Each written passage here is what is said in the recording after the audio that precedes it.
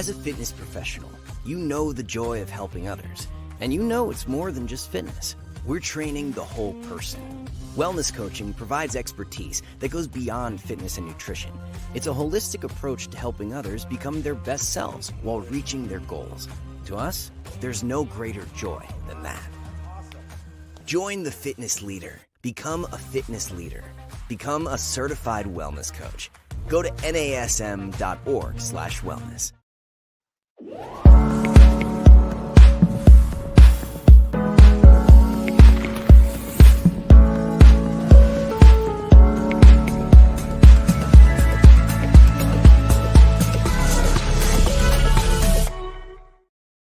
Hello, everyone, and welcome to Strong Mind, Strong Body. I'm your host, Angie Miller. Today, we are going to talk about love. In fact, we're talking about love as medicine. We often hear that exercise is medicine, and it turns out so is love. So we're going to talk about the science between love and well-being and why love isn't just for Valentine's Day. It's a powerful health behavior. So today I have a guest who I've had on before. Her name is Olivia Ellis, and she is a PhD student in positive psychology. I just love Olivia. I ran into her at a convention this summer, and it just sparked how much I love hearing her information and hearing about her research. So Olivia is going to help us explore the groundbreaking research on the psychology of love and how it impacts our physical and our mental wellness so that we can give you some strategies to infuse love into your daily life and hopefully boost your health. So Olivia, I'm going to bring you in and have you introduce yourself. How you doing? Hi, Angie. It's good to be back. And I know it's so good to reconnect in person. And I was feeling the benefits of, our really high quality interactions, meeting in person. And so it's good to be back and good to see you again. Yeah.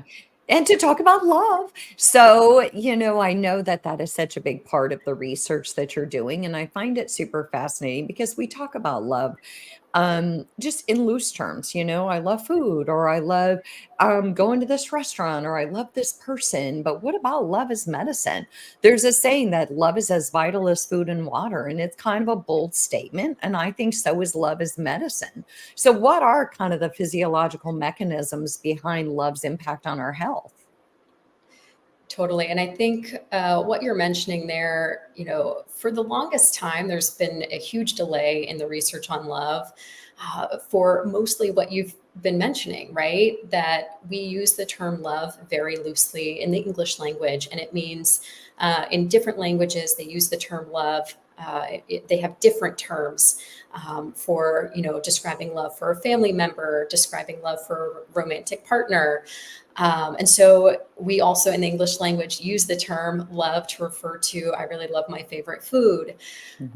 So there was a real delay in a lot of the research on love because it was hard for researchers to really conceptualize. But when they started diving into the research, they really took it step by step, thinking, okay, well, how do we differentiate friendship versus liking someone? How do we differentiate friendship from a romantic partner, or from a really passionate physical connection to deep love, right? So how do we differentiate these concepts?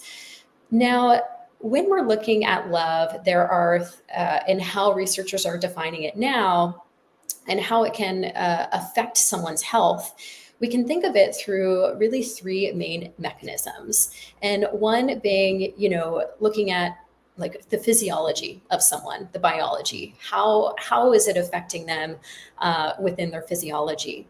And one of the concepts that we'll talk about today, called positivity resonance, says that love can actually improve what's referred to as vagal tone. And when I'm referring to vagal tone, I'm referring to, our brain has this network of, cranial nerves that communicate from the brain throughout the rest of the body. They innervate these, different organs. They help out with different systems. And the largest one is cranial nerve 10, also referred to as the vagus nerve. And the vagus nerve even helps to coordinate the parasympathetic nervous system. So it helps to, calm the mind and body. And so social connection, even at its very core, helps to improve what's referred to as vagal tone. These really high quality interactions that we're now referring to as love can actually improve our health. And so, number one, we have this connection of love, how it can affect our biology, our physiology, social Can I isolation. can I interject there real quick? It's interesting too when you talk about the vagus nerve because everywhere we read now, right? Everybody is talking about the vagus nerve. Everybody is, I studied about it in yoga. I talk about it in therapy. And it's interesting because there's all this research and to your point, that whole positivity resonance and how, love can improve our vagal tone. And so there's just, I feel like you could talk an entire episode on that. I know that that's a heavy, meaty topic, but I think that you did a good job of just saying, hey, love is really important to our physiology. And then you're going to name two other components. I had to pop in there with the vagus nerve because, again, there's so much research on it. So, And it's really remarkable because, this is something that can be worked on, but it's different than, other work that people might do that might be more visible from the outside, right? Because if I say, if I'm doing bicep curls at the gym over an extended period of time, people might notice a change in, my physique. But when we do exercises for vagal tone, such as even focusing on really high quality interactions, people might not necessarily be able to see that from the outside. But it can be so important for our health and well-being. And it's just really interesting that some of the research that's coming out is referring to how high quality interactions can even improve vagal tone, and they can even be helpful for inflammation. So the lacking social connection has been shown to be related to, similar levels of inflammation as someone who's physically inactive. And so we have all these processes in our body that, when we're lacking social connection, it can be challenging on our health and well-being. right. But on the other side, social connection in and of itself, really high quality moments can be a protective factor, which is also really powerful and empowering to think about. Well, Um, and I think we're going to talk about too the loneliness factor. But before I hop ahead to that, because you're right, high quality social interactions those could be simple. I mean, you could go to the store and somebody could say, here, you only have two items. Go ahead and go in front of me. Or, a car could let you pass. I'm not saying that that's a high quality social interaction, but it is a feel good moment in humanity where you go, okay, I have hope for humanity. Like people do nice things or people go out of their way or somebody's in front of you at Starbucks and they pay for your order. Again, I'm not saying those are high quality social interactions, but I think that anytime we know that people are thinking about us or that they're doing a good deed, isn't that kind of equivalent or not? Totally, right? So these high quality interactions in the literature, it essentially argues that these high quality interactions could stem from anywhere. Oftentimes, when we think about love, we think about romantic partners or close friends or family members. But a lot of the love research is heading in the direction of really love could be a high quality experience that we have anywhere at any point at any time, even strangers in a non romantic way, but just being a really high quality interaction.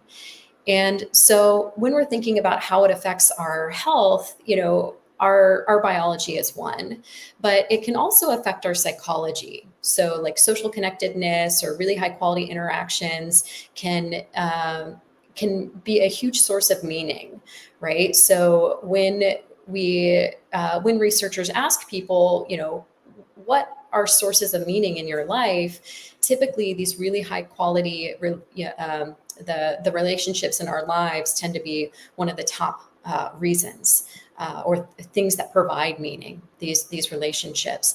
And these same relationships that we commonly think of in terms of loving relationships, if someone's in a romantic relationship, friendships, family members, they can also affect the behaviors that we engage in, right? So if someone is smoking, if someone's engaging in physical activity, if someone is eating proper nutrition. And so the relationships in our lives, and even when we're thinking about changing a behavior, these relationships can play a key role in whether we adhere to these behaviors, whether we even want to change the behavior to begin with. So when we're thinking about how the connections in our lives can affect our health, these are three mechanisms. So Yeah. at the straight to the biology, thinking about the psychological effects, and then also the behaviors that we engage in. Well, and also on the whole behavior thing, I mean, what is the old saying that you are kind of the sum of the five people you hang out with the most? And so I think that makes a lot of sense. It's the physiology or the biology, but it's also the psychology because when we are socially connected, we feel good. I mean, I literally sometimes will, when I'm writing on my goals for the week, I'll make it a goal that I have to call at least one friend or I have to set up at least one quote date with a friend, like whether we have coffee or whether we go to dinner or I just call them on the phone because for me, I know personally that my personal psychology is so driven by interactions with other people. I'm a social person. And because I don't work outside of the home anymore, if I don't have those touch points with my friends or my sisters throughout the week, it's like there's something missing in me. And it's such a huge, powerful part of what makes me feel good. And so I also like, just adding meaning to our lives and feeling like we have meaning to other people. Like nothing feels better, excuse me, than getting a text or getting a call from a friend and just knowing that you're on someone's mind.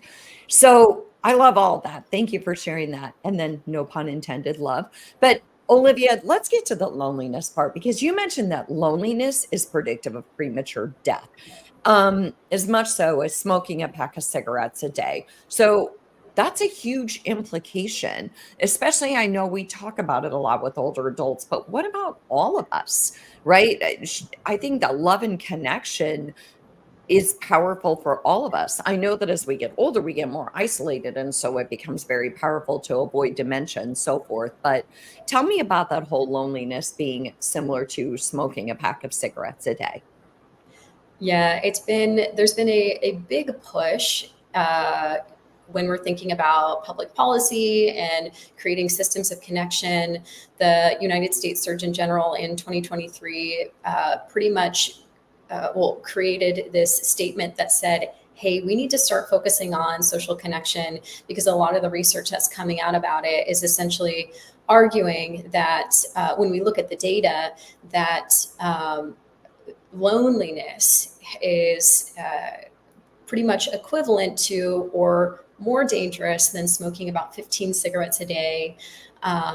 Same thing when we look at like alcohol consumption and physical inactivity, that being socially isolated is more likely to be related to premature mortality, which is just really powerful to think about, but also, when we're thinking about changes that people want to make, a lot of the pushes have been to like educate people on the detrimental effects of social isolation, and then to educate people on how they can create more connection. Because I don't know about you, when I reflect on the research in the stress literature, a lot of the stress literature for the longest time was talking about how, okay, stress is really bad for us. Let's, do our best to avoid it. And, that's kind of it. And now Right. more research is essentially coming out that's saying, okay, well, that's not necessarily as helpful as maybe instructing people how to develop a healthier relationship with stress, right? So Yes. talking about how stress can be beneficial in some ways, how stress is a normal part of our everyday lives, but certainly educating on different types of stress and how people can almost use it to their advantage, right? Thinking about stressors as a challenge that they can overcome. And for me, something like positivity resonance, and I understand that I was, I've talked about it quite a bit, but I haven't necessarily defined it. Positivity resonance is one of the more recent theories of describing like what is love. There have been quite a few different theories out there. They've really evolved over time, but this theory essentially argues that love is an in-person experience, but it's a momentary experience. It's fleeting. It can come and go. And there are three characteristics of it. One is shared positive affect, and this could be between two or more people, right? So, if I were in a group sharing in a positive affect. Another one is caring nonverbal synchrony. So this has also been described as similar body language. So if I am one of them could be like walking together with someone or engaging in physical activity with someone, or if their head is tilted to the side, is my head tilted to the side? If they're leaning into a conversation, am I leaning into the conversation? And then the third one is synced at the level of physiology. So I kid you not, the literature says, are their hearts beating in rhythm? Which I don't know about you. I have no idea if I'm engaged in conversation with someone and my heart is beating in rhythm with theirs. But another way they describe it is the brain, how similar parts of the brain might be lighting up, which makes sense because if you're in conversation with someone or you're watching the same things, you're probably having similar parts of the brain light up in that conversation. And the theorists of love argue that these are the three characteristics of a high quality interaction, also referred to as a momentary experience of love or positivity resonance. And to me, this is a really powerful and empowering concept because it kind of puts aside, requiring certain relationship types to give and receive love. Because it essentially argues, Angie, as you mentioned, we could go to the grocery store and have this really high quality interaction. And that could be a loving moment that could potentially affect my health and well-being. Yes. Versus, the conversation is quite different depending on someone's life circumstances.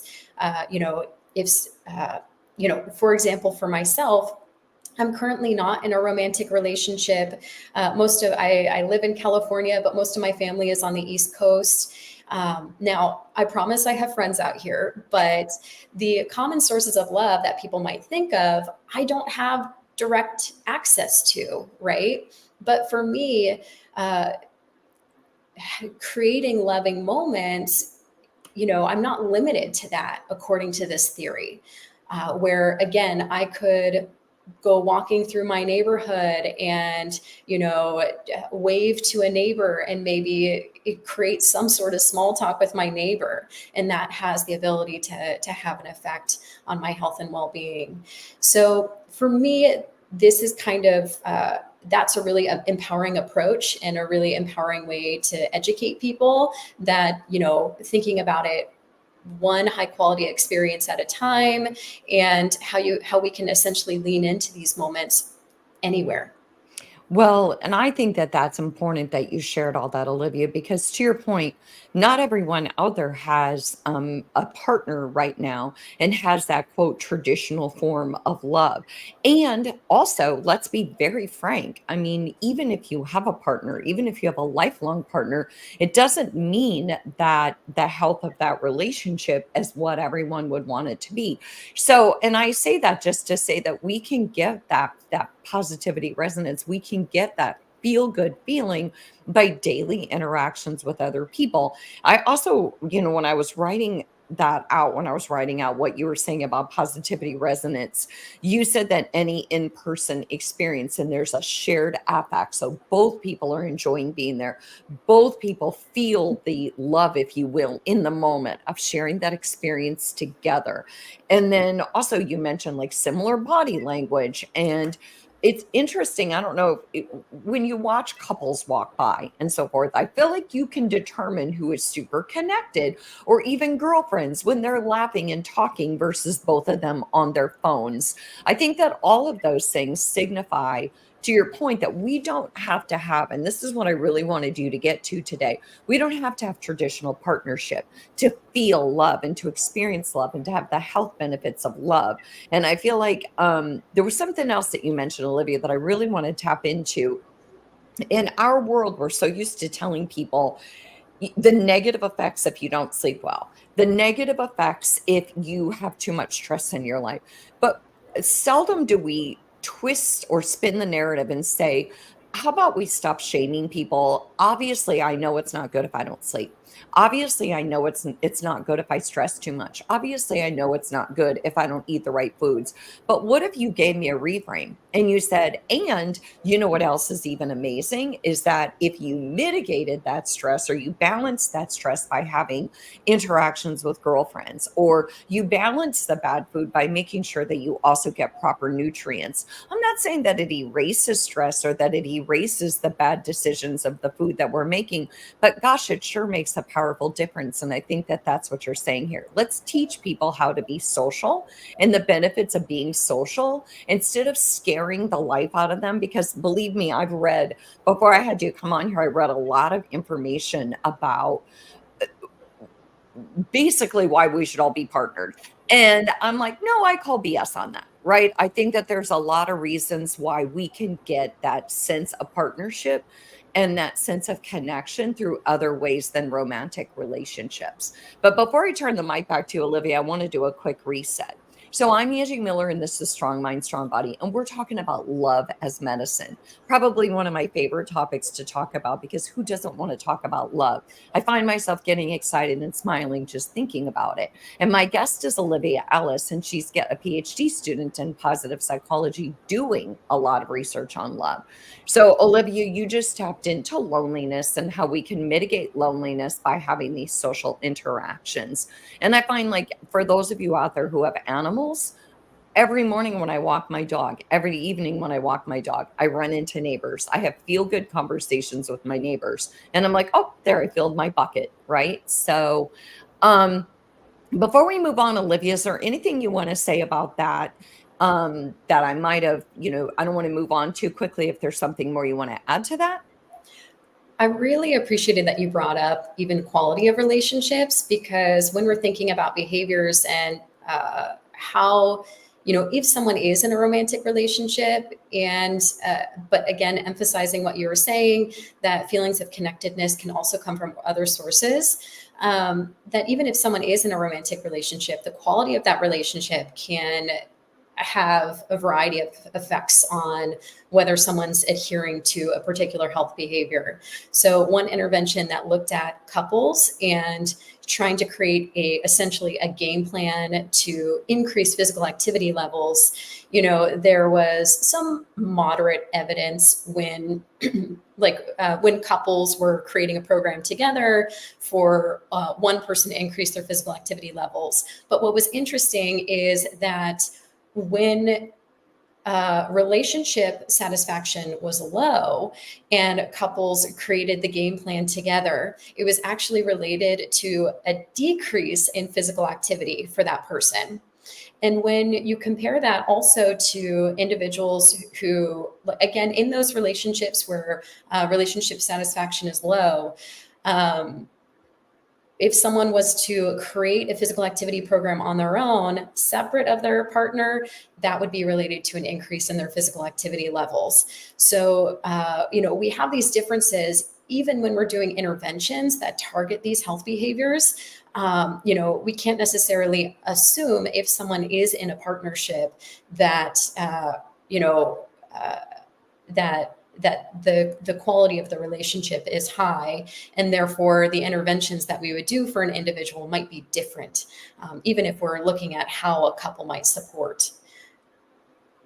Yeah, I think that's really important to tap into, because again, just because we are in a relationship doesn't mean it's a quality relationship, and we can still get our fill from other ways of or other interactions with other people.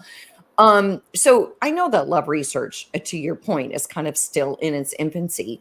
Are there any controversial areas or findings that you think challenge our conventional understanding of love? I mean, I know you've mentioned a couple because, again, we've already dispelled this belief that you have to be in a romantic relationship. And I wish they would do more research about that because, truthfully, many people in our society have chosen to be single. I mean, research on millennials choosing not to get married, choosing not to have kids.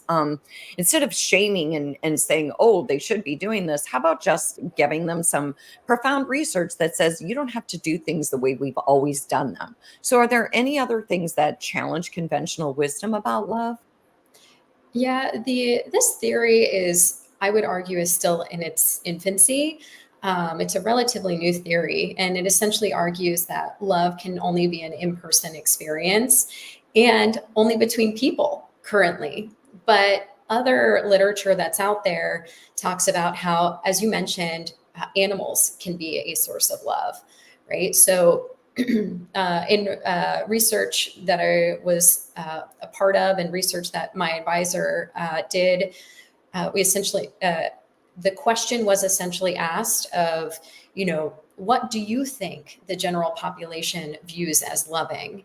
And one of the scenarios that, when people came to a consensus, a shared agreement of what they viewed as loving, one of the top scenarios was, an animal running up to see them. Okay, well, now we, according to this literature, okay, people think that most other people think an animal running up to see them is loving, but it's not necessarily part of this new theory. So certainly there are some things to be worked out. Um, but for the most part, it's definitely a big step in the direction of, okay, high quality interactions matter, and there are interventions that people can do to really focus on these high quality interactions, such as two interventions that have been shown to be positive is one, if I were to wake up in the morning and I set a goal of three high quality interactions throughout the day. Very similar to what you're talking about, Angie, right? You've actually built it in your system to contact people. So I'm going to focus on three really high quality interactions throughout the day.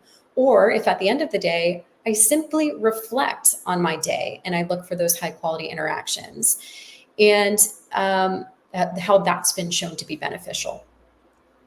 So, it's interesting is I have a couple of sisters who health wise aren't doing so well. And I have been I go through my periods where I'm like, oh, what am I going to do? What am I going to do? I need these people in my life. These are people that I've grown up with. And so the other day, I sometimes will, well, I'm a big journaler, and sometimes I decided I should just do some gratitude journaling.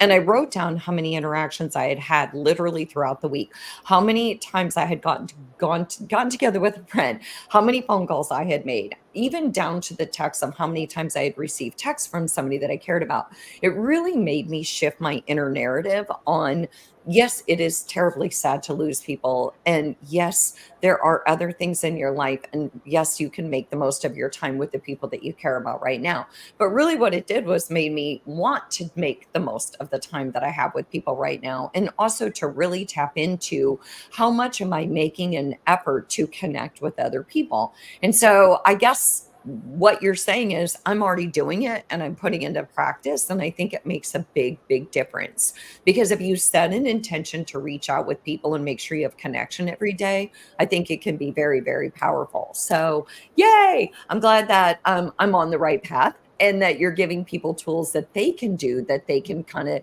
intersperse love, if you will, into their lives. Yeah, and I'm sorry about what y'all are going through, and I'm sending my absolute best. And it really, when you're talking about reaching out to people, how we reach out to people could also be different. So the U.S. Surgeon General also has a challenge. It's called 5 for 5, and it says essentially for the next 5 days, reach out to at least one person every day. And when we say reach out, it could be, reaching out and saying, hey, I'm really grateful for this thing that you've done for me, or you did for me 10 years ago.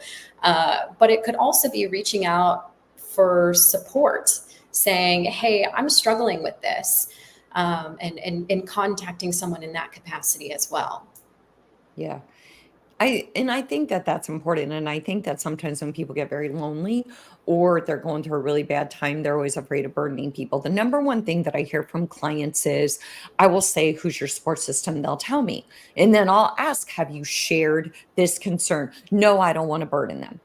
And often I then kind of use some techniques to kind of help them to get to this idea that what if you're not burdening people by sharing what's going on in your world? What if, in fact, your vulnerability is inviting them to be vulnerable and that you're creating a deeper connection?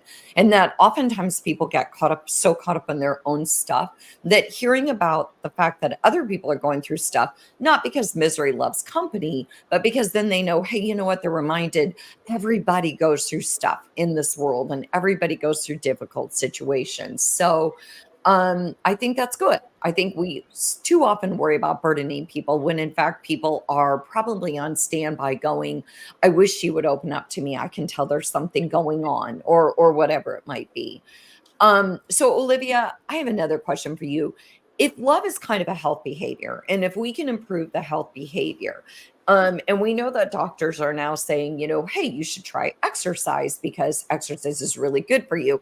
Do you foresee that in the future we might have love interventions? I know you're saying that the Surgeon General is already putting stuff out there, but could we have love interventions that might be a standard plan of treatment for us in the future? Totally. And this has started to be a recommendation to get physicians on board and our entire healthcare.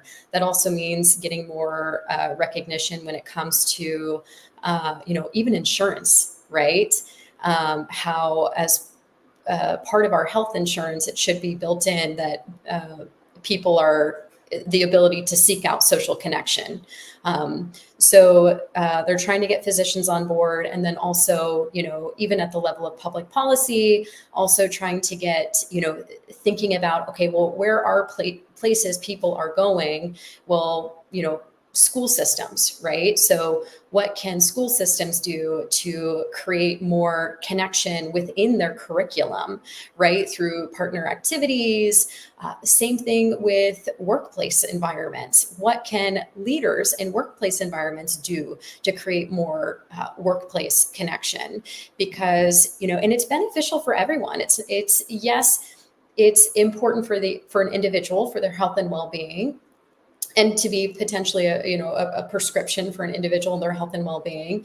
But it's even beneficial for workplace environments, because when people describe that they feel more connected to others, they take less time, take fewer sick days, right? So they're more engaged in their workplace.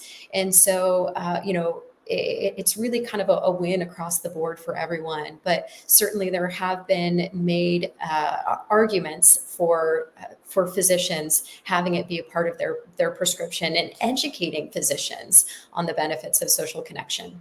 Yes, absolutely. And the thing is I was just at my daughter and I just took a weekend getaway and we went to this lovely resort and I was kind of talking about how they had set up social stations, if you will. I know that's not what it's called, but how they rearranged the furniture to create an environment where people would connect and gather in groups. And I was telling my daughter that some years ago, I was at an event and I met a gal who is basically an interior designer, but her job is to travel the globe and go to these hotels and to build, to design their rooms, to design their big areas where people are inspired to stay put, to sit down, to socialize, to have a coffee, to play cards, because they know that when they create that in a hotel or we're in one of those situations, basically what they're doing is sending the message that it's a friendly environment and they're encouraging people to gather. When people gather, people buy food. When people gather, people buy drinks. So it benefits the hotel, but it also creates a warm atmosphere of inclusivity. And so I thought, what a fascinating job just to go around and create these spaces where people are inspired to gather. And sure enough, my daughter and I each night sat out in this open area and just observed people and talked to people as they walked by. So whoever had designed it well because it inspired us to do that. So, Olivia, is there anything else about love? Um, as medicine or as human beings, or anything that I didn't ask you about that you think, gosh, Angie, we have to say this before we close this show? I think we did a pretty good dive into like really high quality interactions, positivity, resonance, and it's important to also understand that there are different theories behind love as well. And so, if people are interested, just keeping in mind that we're skimming the surface, and so there can be a lot more information to dive into if they're interested. I agree. And one last thing I would say, I would have to say that there being a sense of mutuality or a sense of positivity from an interaction, I think is in the eye of the beholder. So for some people who might be more introverted, walking the dog and saying hello to the neighbors might be their fill for the day. For someone like you and I, it may be that we feel like we need to go have dinner with our girlfriends. So don't you think it's also kind of in according to the individual and what fills their bucket and what their needs are? I think that's a great point. Yeah, and a lot of this research, it is as partly a subjective experience, and feelings of loneliness and isolation can also be subjective. So I think that's a really good point. So for each individual, it's also why it might be challenging to say everyone should do this, every single day to achieve XYZ benefit, because it might not be realistic for someone, or it might cause greater feelings of stress trying to reach for a certain milestone or whatnot. So thinking, as we're reflecting on ourselves, if it's a goal to find more moments of connection, what would be something that would be realistic for me? Even when I was giving that guideline of, looking for 3 high quality interactions, setting a goal for 3 high quality interactions, if that seems overwhelming, what would it look like if this week I just focused on 1 high quality interaction Yes. throughout the day? Yes, because it is so individualized. And because again, it goes back to, well, gosh, or kind of like for a while when they were talking about hugging and, oh, try to have 3 hugs a day. Well, maybe some people only want 1 hug a day. I think the biggest thing is that if you check in with yourself at the end of the day and you feel good about the touch points that you had throughout the day, then you're good. If you feel like, gosh, I think I need more because I'm missing something, then that is your sign. I think it's about listening to our intuition and listening to our own needs and honoring that we may have needs that differ from someone else. So, Olivia, thank you so much for coming on and talking about love. And thanks to all of you for joining us in this conversation. Because I don't know about you, I think love is what makes the world go round. And I think love truly is medicine. And we can get love from so many different places other than our romantic relationships. So, thank you, Olivia. And thanks to all of you for coming in and listening to Strong Mind, Strong Body. We'll see you next week.